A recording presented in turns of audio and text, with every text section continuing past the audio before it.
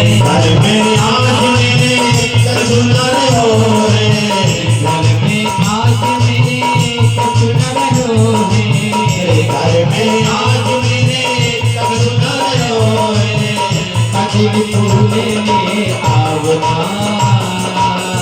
कठिन फूले ले आवना, आज हरि आए बिदुरे घर पावना, आज हरि आए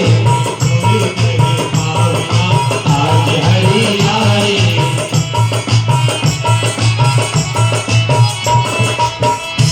इतने माही बिदुरे घर आए, इतने माही बिदुरे घर आए, बिदुरानी पर बहुत रिझाए, बिदुरानी पर बहुत रिझाए, बिदुरानी पर बहुत रिझाए, बिदुरानी पर बहुत रिझाए।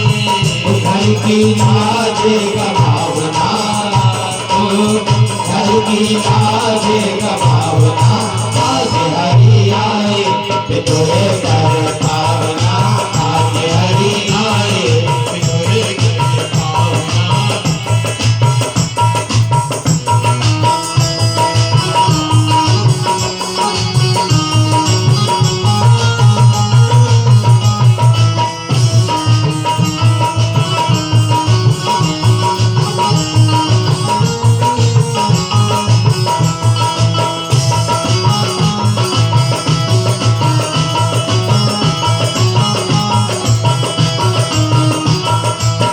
सुनहु बिदुरे हम भाव के भूखे, सुनहु बिदुरे हम भाव के भूखे, भाव बिना सब व्यंजन रूखे, भाव बिना सब व्यंजन रूखे।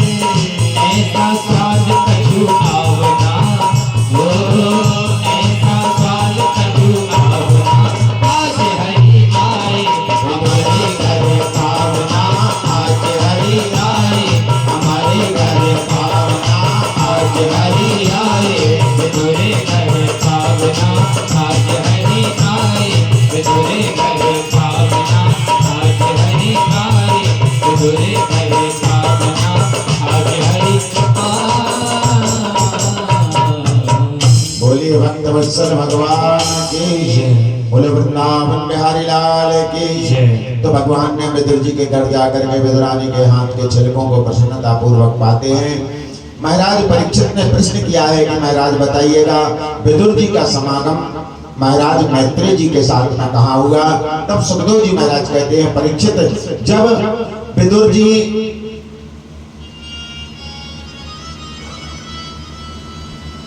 तीर्थ यात्रा कर रहे थे तो उस समय पे मैत्रेय जी के साथ में विदुर जी का समागम होता है। दोनों एक दूसरे से वार्तालाप करते हैं।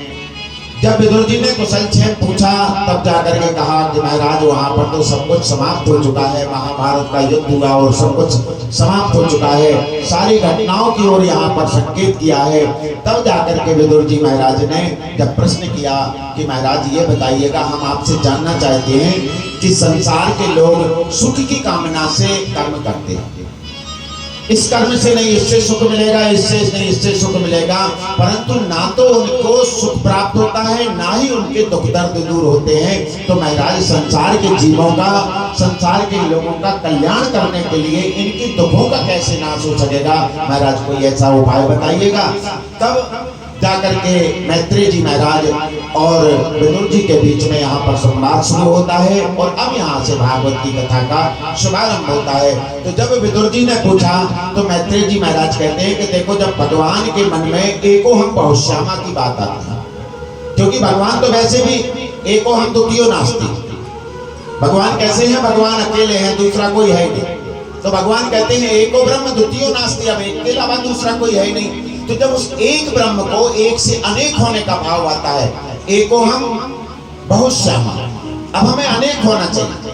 तो भगवान करते क्या है, ब्रह्मा जी के को प्रकट करते हैं चतुर्भुज रूप में, चतुर्मुख ब्रह्मा को प्रकट किया है कमल उत्पन्न होता है भगवान की नाभि से, नाभि में ब्रह्मा जी उत्पन्न होते हैं। ब्रह्मा जी को चारों तरफ देखने की इच्छा जागृत होती है, 4 दिशाओं का निर्माण होता है।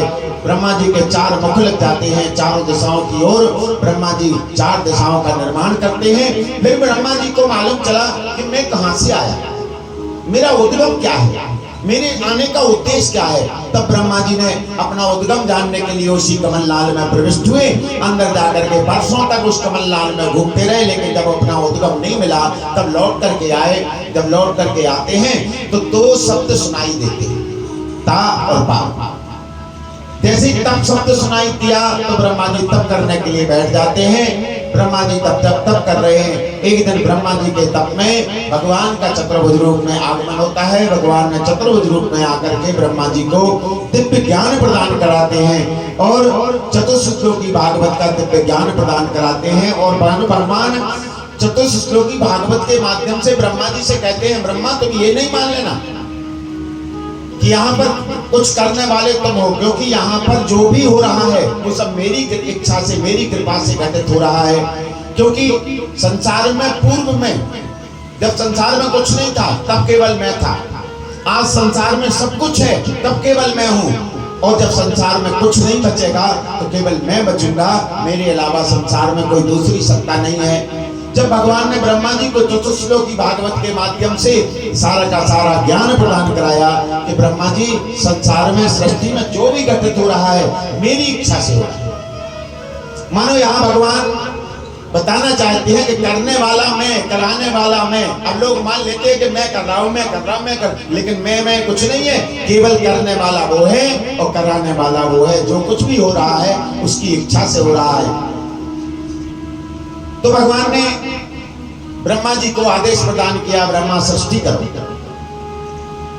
तो ब्रह्मा जी को ज्ञान प्रदान करते हैं सृष्टि करने के लिए।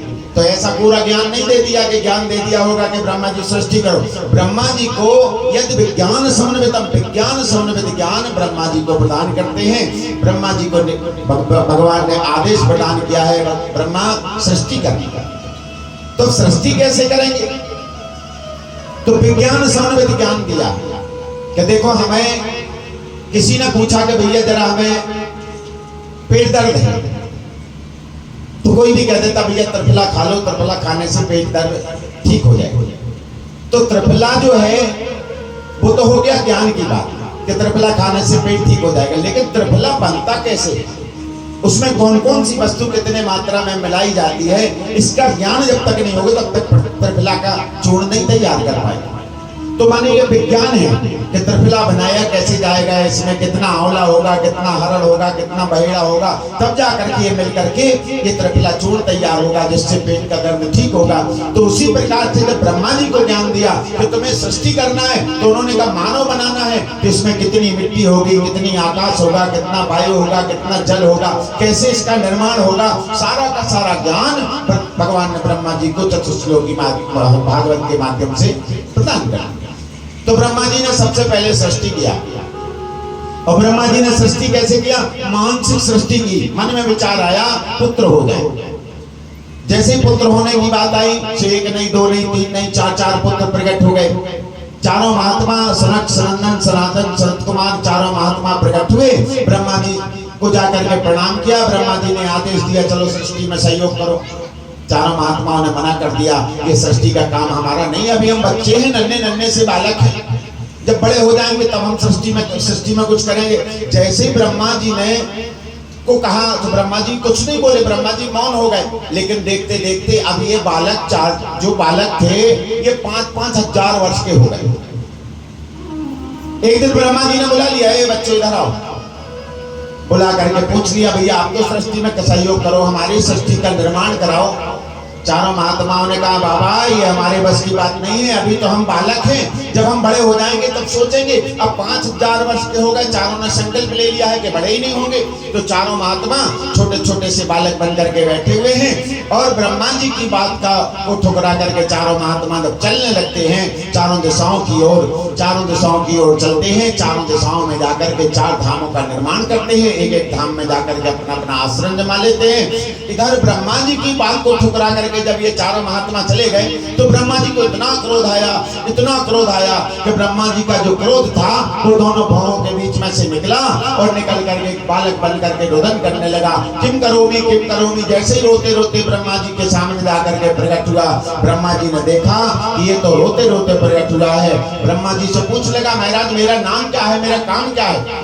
तब ब्रह्मा जी ने कहा, तू रोते रोते प्रकट हुआ है इसलिए तेरा नाम रुद्र होगा। बोलिए रुद्र भगवान की। और महाराज काम क्या है? बोले हमारी सृष्टि में सहयोग करो। जो आज्ञा कह करके भगवान रुद्र ने चल दिए। अब रुद्र भगवान ने अपनी सृष्टि फैलाना प्रारंभ कर दी। अब रुद्र भगवान की सृष्टि में क्या है? भूत प्रेत पिशाच नागनी सागनी ये सब भोले बाबा की सृष्टि है। तो भोले बाबा ने क्या किया? ब्रह्मा जी की सृष्टि को समेटना शुरू कर दिया और अपनी सृष्टि का विस्तार कर दिया। अब चारों जगह भूत ही भूत दिखाई देने लगे। ब्रह्मा जी ने जैसे देखा, भगवान ने सोचा कि हे भगवान ये तो सबको समेट लेगा, केवल भूतों की सृष्टि बचेगी। तो ब्रह्मा जी ने तुरंत बुलाया, हे भैया इधर आओ, ये सृष्टि का काम तो मैं नहीं, अब आज के बाद में सृष्टि का निर्माण मैं करूंगा, सृष्टि का पालन नारायण करेंगे और आज से हम तुम्हें सृष्टि में संहार का काम प्रदान करते हैं। तब से लेकर के आज तक भगवान भोले बाबा सृष्टि में संहारक देवता के रूप में पूजे जाते हैं। रुद्र रूप में भगवान संहार का काम करते हैं। बोलिए रुद्र भगवान की। जोर से बोल दो, रुद्र भगवान की। इधर भगवान रुद्र को सृष्टि में संहार का काम प्रदान किया जाता है। इधर सृष्टि का विस्तार चल रहा है। ब्रह्मा जी के ने 10 पुत्रों को उत्पन्न किया है। मारी, चत्री, अंगिरा, पुलस्त, प्रलय, क्रतु, भृगु, वशिष्ठ आदि, और इन्हीं के द्वारा पर आगे चल करके सृष्टि का विस्तार होता है। इधर परीक्षित जी महाराज कहते हैं, भगवान सुखदेव जी महाराज कहते हैं, राजन भगवान की दिव्य लीलाएं चल रही हैं। अब भगवान सृष्टि का शुभारंभ करते हैं। तो एक बार क्या हुआ कि दिति महारानी कश्यप जी महाराज की 13 पत्नियां, उन 13 पत्नियों में से कश्यप जी महाराज 2 पत्नियों को बहुत स्नेह किया करते हैं। एक का नाम दिति, दूसरे का नाम अदिति। दिति से दैत्यों की उत्पत्ति होती है, अदिति से आदित्य देवताओं की उत्पत्ति होती है। एक दिन दिति महारानी सायंकाल की वेला है, रति स्नान करके लौट करके आई हैं, तो आकर के काम पीड़ित हो जाती हैं और काम पीड़ित होकर के जाकर के कश्यप जी महाराज के पास में गई हैं, जाकर के रति याचना करने लगी। कश्यप जी महाराज ने समझाया कि देवी देखो, असमय में ऐसा काम नहीं करना चाहिए, और वैसे भी संध्या काल के वेला में, संध्या काल के समय में तो कुछ काम वर्जित होते हैं। संध्या काल में 4 काम नहीं करना चाहिए, भोजन नहीं करना चाहिए, शयन नहीं करना चाहिए, स्वाध्याय नहीं करना चाहिए और सहगमन नहीं करना चाहिए। लेकिन दिति महारानी ने एक नहीं सुनी। दिति महारानी गांव में पीड़ित होकर के रति याचना कर रही, महाराज हमारे लिए हमें हमारी मनोरथ को सिद्ध करिएगा, हमारे मनोरथ को पूर्ण करिएगा। कश्यप जी महाराज को लगा कि अब हमें इसके मनोरथ को पूर्ण करना पड़ेगा। सो कश्यप जी महाराज तुरंत उठे, जाकर के भगवान को, ठाकुर जी को निवेदन करके और जाकर के दिति महारानी के मनोरथ को पूर्ण किया। पुनः लौट करके आए, स्नान दान करके संध्या बंदन करने के लिए बैठ गए। अब दिति महारानी को इतनी गिलानी हुई कि दिति महारानी रुदन कर रही। जैसे ही रोदन करने लगी, कश्यप जी महाराज ने विचार किया कि अब दिति महारानी को रोते हुए देखा। कश्यप जी महाराज ने पूछ लिया, देवी क्या बात है? तब दिति महारानी ने कहा, महाराज हमसे असमय में गलत काम हो गया है। अब महाराज मैं चाहती हूँ कि कहीं ऐसा ना हो कि मेरे द्वारा उत्पन्न होने वाली संतान को किसी विप्र का श्राप न लग जाए। कश्यप जी महाराज ने कहा, देवी तुमने असमय में, गलत समय में गलत कर्म को अंजाम दिया है, परिणाम ये होगा तुम्हारे यहाँ संतानें तो होगी और संतानें इतनी दिव्य होंगी, लेकिन इतनी दुष्ट होगी कि इनके जन्म लेते ही ये सृष्टि कंपायमान होगी, ये सृष्टि डोलने लगेगी। तब जाकर के दिति महारानी ने विचार किया, लेकिन हम आपको आशीर्वाद देते हैं कि पुत्र तो हमारे दुष्ट होंगे, लेकिन हमारा जो पौत्र होगा वो इतना भगवत भक्त होगा कि जो हमारे कुल का उद्धार करेगा। और आगे चल करके यही होता है, दिति महारानी का जो पौत्र है प्रहलाद के रूप में प्रकट होते हैं और कुल का कल्याण कर देते हैं। बोलिए भक्त वत्सल भगवान की। जोर से बोल दो, भक्त वत्सल भगवान की। तो दिति महारानी ने गर्भ धारण किया है। दिति महारानी ने संकल्प ले लिया है कि मैं अपने गर्भ से ऐसी दुष्ट संतानों को मैं जन्म ही नहीं दूंगी। तो दधार वर्षाणी सत्संगमाना अष्टार्धना जाकर के 100 वर्ष बीत जाते हैं, फिर भी दिति महारानी ने किसी प्रकार किसी बालक को जन्म नहीं दिया। जब 100 वर्ष बीत गए तब जाकर के दिति महारानी के शरीर से इतना तेज निकलने लगा, इतना तेज निकलने लगा कि उस तेज में ये त्रिलोकी दग्ध होने लगी। एक दिन देवताओं ने देखा कि ये तेज कहां से आ रहा है। जब तेज देखा तब जाकर के सभी ब्रह्मा जी के पास में गए। ब्रह्मा जी से जाकर के निवेदन करने लगे, महाराज ये तेज कहां से आ रहा। और जैसे ही ब्रह्मा जी ने देखा तो ब्रह्मा जी देखते क्या है कि दिति महारानी के गर्भ में भगवान के दरवाजे के पार्षद जो है वो गलत है। अब भैया ये भगवान के दरवाजे के पार्षद दिति महारानी के गर्भ में कैसे पहुंचे। तो ये मार्कंडेय पुराण में कथा आती है कि एक बार क्या हुआ कि भगवान ये जो लीला कर रहे हैं, क्रीड़ा स्थली जो है, भगवान मैंने कल बताया था कि ये भगवान का खेल का मैदान है।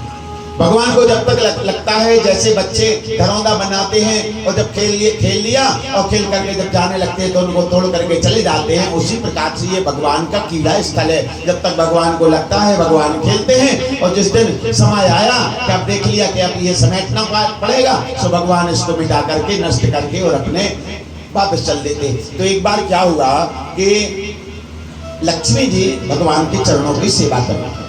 अब लक्ष्मी जी बड़ी सुकोमल है, लक्ष्मी स्वयं इतनी कोमल है कि जैसे ही भगवान को टच करती है, जरा सा छू लेती हैं, तो भगवान कराए उठते हैं, अरे लक्ष्मी कष्ट होता है। अब लक्ष्मी जी के मन में विचार आया कि ये स्वयं इतने सुकुमार हैं, इनको अगर छू लो तो इनको कष्ट हो जाता है, और मैं इनकी अर्धांगिनी, अगर मेरी रक्षा करनी पड़ जाए तो ये मेरी रक्षा नहीं कर पाएंगे। अब भगवान अंतर्यामी है, भगवान समझ गए कि लक्ष्मी जी के मन में क्या चल रहा है।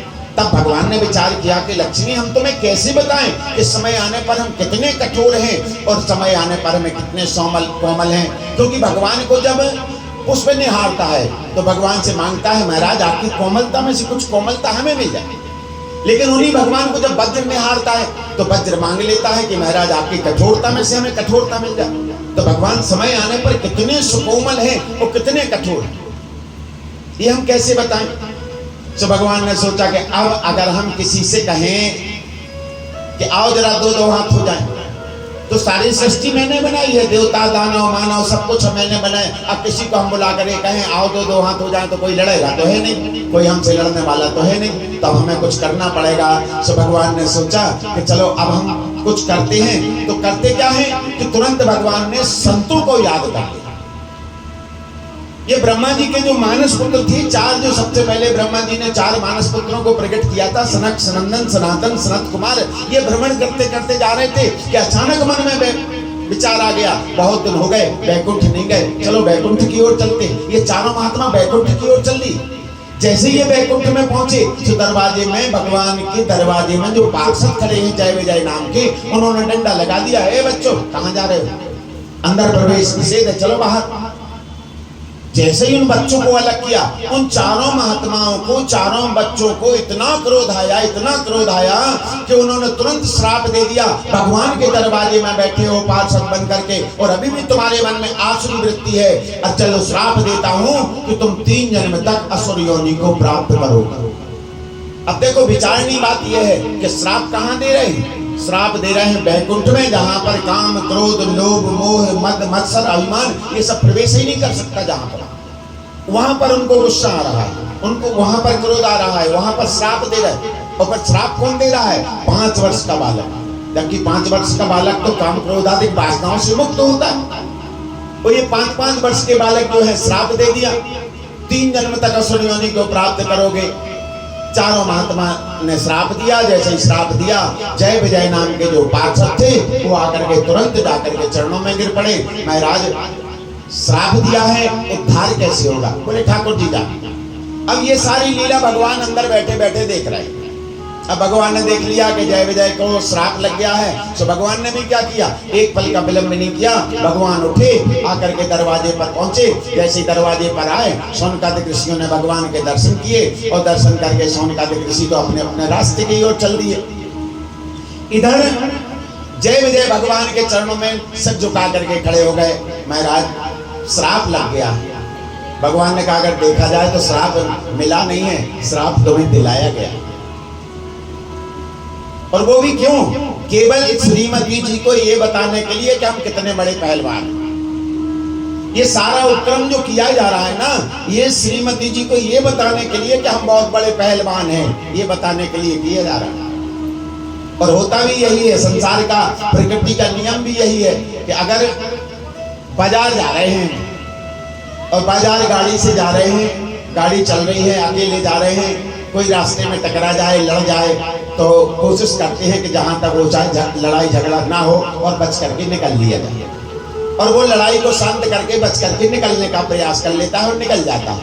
लेकिन अगर पीछे सीट पर श्रीमती जी बैठी है और रास्ते में किसी से तू मैं हो जाए, तो फिर वो बचने का कोशिश नहीं करेगा। वो अपनी पत्नी को ये बताने के लिए कि हम कितने बड़े पहलवान हैं, भले पिटना पड़ जाए, लेकिन वो लड़ेगा जरूर।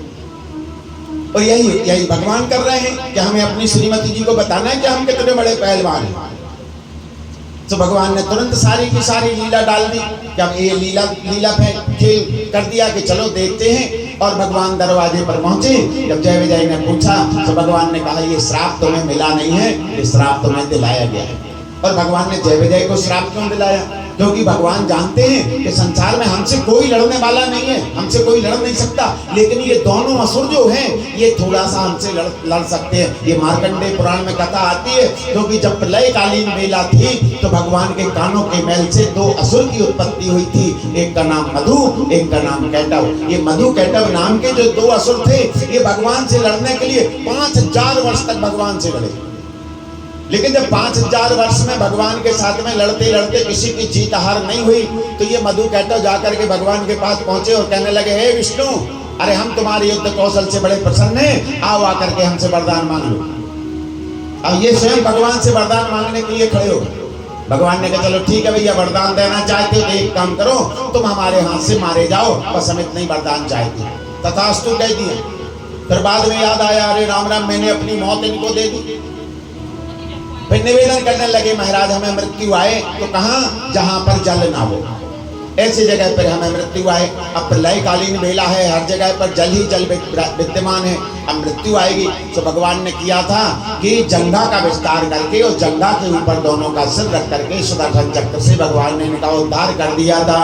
और इनको वरदान मिला था कि जिसके द्वारा मारे जाएंगे उसी के दरवाजे पर चौकीदारी करेंगे। तो ये भगवान के द्वारा इनका उद्धार हुआ, ये भगवान के दरवाजे में चौकीदार बन कर गए। तो भगवान को लगा ये थोड़ा सा हमसे लड़ पाएंगे, इसलिए इन्हीं को श्राप दिला दो। तो भगवान ने जाकर के जय विजय को श्राप दिला दी। और जय विजय को जैसे ही श्राप मिला, तो भगवान ने कहा, जय विजय क्या बात है, क्या श्राप मिला है? बोले महाराज 3 जन्म तक असुर योनि को प्राप्त होगी। तो महाराज उद्धार कैसे होगा? भगवान ने कहा चिंता ना करो, 4 बार अवतार लेकर के आएंगे और तुम्हारा उद्धार करेंगे। बोलो भक्त वत्सल भगवान की। और यही होता है, पहले जन्म में हिरण्याक्ष और हिरण्यकश्यप के रूप में प्रकट होते हैं, तो भगवान 12 और नरसिंह रूप धारण करके इनका उद्धार करते हैं। दूसरे जन्म में रावण और कुंभकर्ण के रूप में प्रकट होते हैं, तो भगवान राम अवतार लेकर के आते हैं, दोनों का उद्धार करते हैं। और तीसरे जन्म में शिशुपाल और दंतवक्र के रूप में प्रकट होते हैं, भगवान कृष्ण रूप धारण करते हैं और दोनों का उद्धार करते हैं। बोलिए भक्त वत्सल भगवान की जय।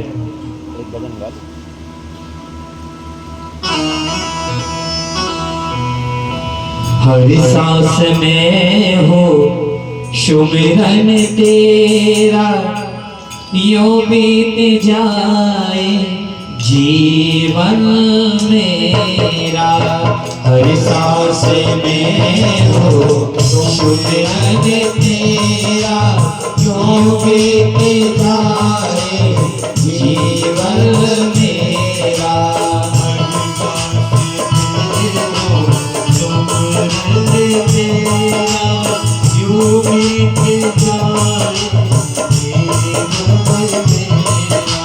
हर सांस में हो सुमिरन तेरा, यूं बीत जाए जीवन मेरा। हर सांस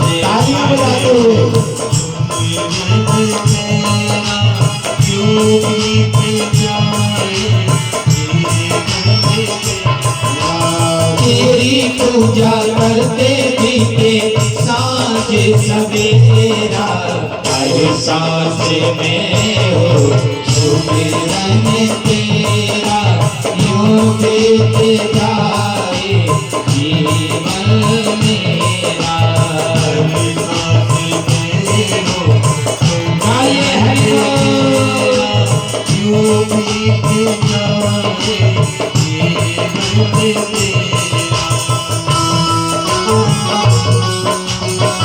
बड़े प्रेम से श्री राधे।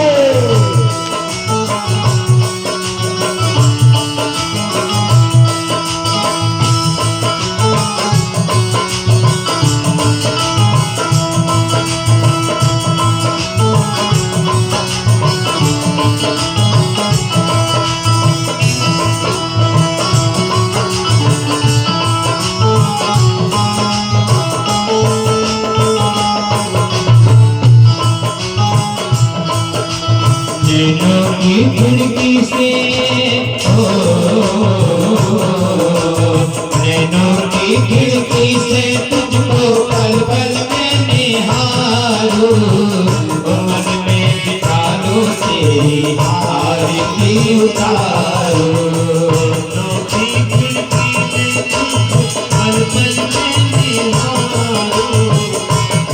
में बिठा लो तेरी आरती उतारूं। मन में बिठा लूं तेरी आरती उतारूं।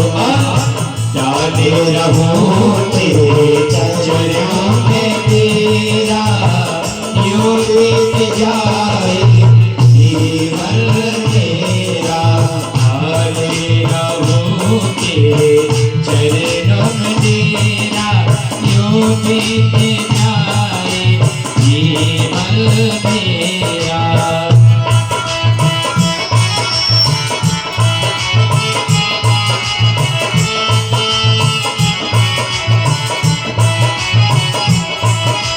जो भी मेरा प्यारा हो वो मेरे दिल का प्यारा हो, जो भी तेरा प्यारा हो, जो भी मेरा प्यारा हो वो मेरे दिल का प्यारा हो। मेरे सिर का ताज तेरी आँखों का तारा हो, मेरे सिर का ताज तेरी आँखों का तारा हो। सब में मारो लोग सुनहरा, यूं बीत जाए जीवन मेरा। हर सांस में हो सुमिरन तेरा, यूं बीत जाए जीवन मेरा।